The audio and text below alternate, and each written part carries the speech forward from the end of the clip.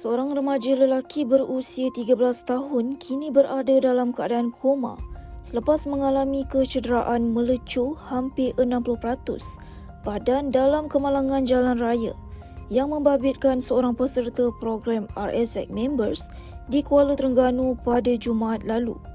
Menurut laporan, kemalangan berlaku apabila motosikal yang ditunggang peserta RSX Members tersebut merempuh motosikal yang dinaiki mangsa bersama ibunya.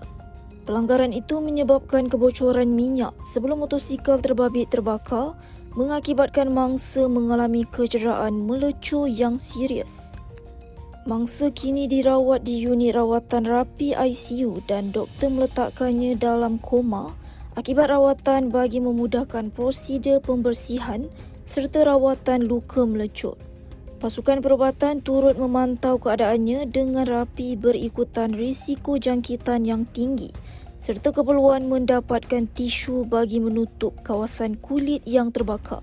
Beras basmati, parboiled atau steamed, lebih panjang, berkualiti dan menyelerakan. Pilihan muktamad untuk beras berhasiat. La la la la la, La Sela. Adakah anda penjawat awam? Perlukan bantuan kewangan? Tak perlu pening lagi. Angkatan Jati Diri, institusi kewangan yang diiktiraf kerajaan, sedia membantu anda. Proses mudah, kelulusan pantas. Bantuan kewangan dalam masa singkat. Nak tahu lebih lanjut? Mudah saja scan QR code di skrin sekarang.